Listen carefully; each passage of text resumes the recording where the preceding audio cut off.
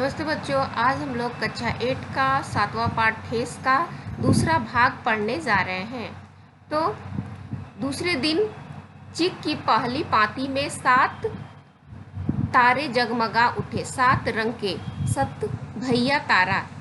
सिरचन जब काम में मग्न रहता है तो उसकी जीभ जरा बाहर निकल आती है। फोर्ट पर अपने काम में मग्न सिरचन को खाने पीने की सूध नहीं रहती। चिक में सूतली के फंदे डालकर उसने पास पड़े सूप पर निगाह डाली। चूड़ा और गुड़ का एक सूपा ठेला मैंने लक्ष्य किया। सिरचन की नाक के पास 2 रेखाएं उभर आई। दौड़कर माँ के पास गया। माँ, आज सिरचन को कलेवा किसने दिया है? सिर्फ चूड़ा और गुड़। माँ रसोई के अंदर पकवान आदि बनाने में व्यस्त थी। बोली, मैं अकेली कहाँ कहाँ क्या क्या देखूं। अरे मछली, सिरचन को बूंदिया क्यों नहीं देती? बूंदिया मैं नहीं खाता काकी। सिरचन के मुंह में चूरा भरा हुआ था। गुड़ का ढेला सूप में एक किनारे पड़ा रहा अछूता। माँ की बोली सुनते ही मछली भाभी की भौहें तन गई। मुट्ठी भर बूंदिया सूप में फेंककर चली आई। सिरचन ने पानी पीकर कहा, मछली बहुरानी, मैंने अपने मैके से लाई हुई मिठाई भी इसी तरह हाथ खोलकर बांटती है क्या? मछली भाभी अपने कमरे में बैठकर रोने लगी। चाची ने माँ के पास जाकर कहा, छोटी जाति के आदमी का मुंह भी छोटा होता है। मुंह लगाने से सिर पर चढ़ेगा ही। किसी के नैहर ससुराल की बात क्यों करेगा वह? मछली भाभी माँ की दुलारी बहू है। माँ तमक्कर बाहर आई। सिरचन, तुम काम करने आए हो, अपना काम करो। बहुओं के बत पुट्टी करने की क्या ज़रूरत? जिस चीज़ की ज़रूरत हो मुझसे कहो। सिरचन का मुंह लाल हो गया। उसने कोई जवाब नहीं दिया। बांस में टंगे हुए अधूरे चिक में फंदे डालने लगा। मानू पान सजाकर बाहर बैठक खाने में भेज रही थी। चुपके से एक पान का बीड़ा सिरचन को देती हुई बोली। इधर उधर देखकर, सिरचन दादा, काम काज का घर है। 5 तरह के लोग 5 किस्म की बात करेंगे। तुम किसी की बात पर कान मत दो। सिरचन ने मुस्कुराकर पान का बीड़ा मुंह में ले लिया। चाची अपने कमरे से निकल रही थी। सिरचन को पान खाते देखकर अवाक हो गई। सिरचन ने चाची को अपने ओर अचरज से घूरते देखकर कहा, छोटी चाची, जरा अपनी डिबिया का गमकौआ जर्दा तो खिलाना, बहुत दिन हुए। चाची कई कारणों से जली भुनी रहती थी। सिरचन से गुस्सा उतारने का ऐसा मौका फिर नहीं मिल सकता। झनकती हुई बोली, मस्खरी करता है? तुम्हारी बढ़ी हुई जीभ में आग लगे। घर में भी पान और गमकौआ जर्दा खाते हो, चटोर कहीं के।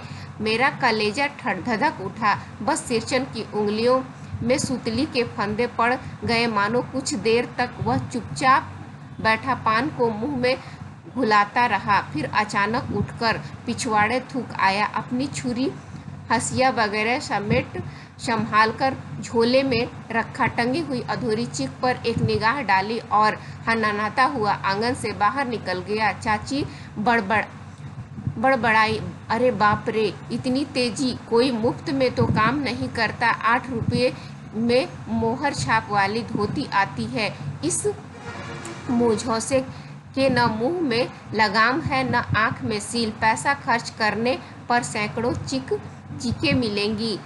बातर टोली की औरतें सिर पर गट्ठर लेकर गली गली मारी फिरती हैं। मानू नहीं बोली, चुपचाप अधूरी चिक को देखती रही। 7 सितारे मंद पड़ गए। माँ बोली, जाने दे बेटी जी, छोटा मत कर। मानू मेले से खरीद कर भेज दूंगी।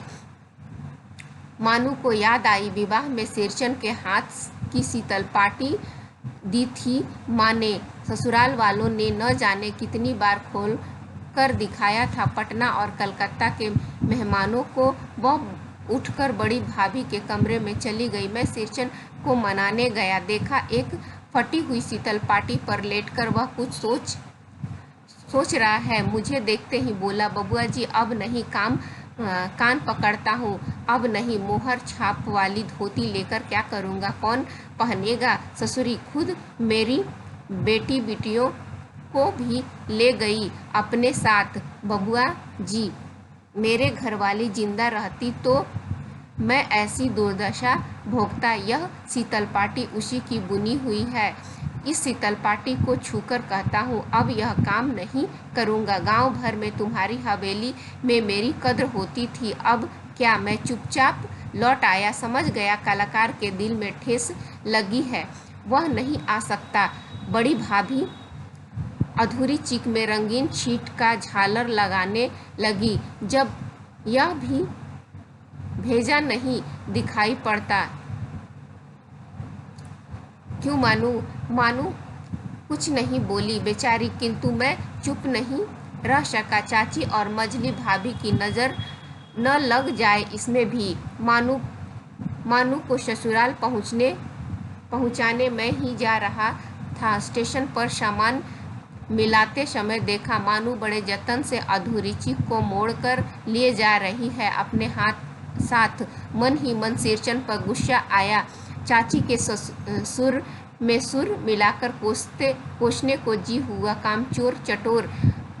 गाड़ी आई, सामान चढ़ाकर मैं दरवाज़ा बंद कर रहा था कि प्लेटफॉर्म पर दौड़ते हुए सिरचन की नज़र पड़ी। बबुआ जी, उसने दरवाजे के पास आकर पुकारा। क्या है? मैंने खिड़की से गर्दन निकालकर झिड़की के स्वर में कहा। सिरचन ने पीठ पर लदे हुए बोझ को उतार कर मेरी ओर देखा। दौड़ता आया हूँ, दरवाज़ा खोलिए। मानू दीदी कहाँ है? एक बार देखूँ।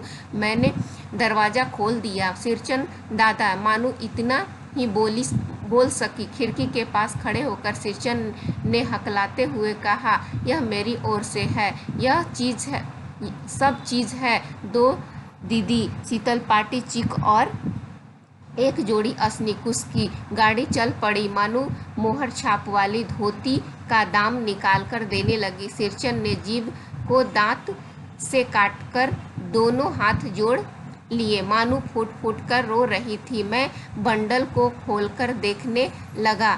ऐसी कारीगरी, ऐसी बारीकी, रंगीन सुतलियों के फंदों का ऐसा काम पहली बार देख रहा था। शब्दार्थ, इसके लेखक जो हैं फणीश्वर नाथ रेणु जी हैं। शब्दार्थ में पतीली, तांबे, पीतल आदि का ऊंचे किनारों वाला गोलाकार बर्तन। पनियाई यानी ललचाई। झाल, कटुता, कड़वा। चिक, बांस की तीलियों से बना झीना या पर्दा। नैनू, मक्खन। शीतलपाटी, चिकनी और पतली चटाई।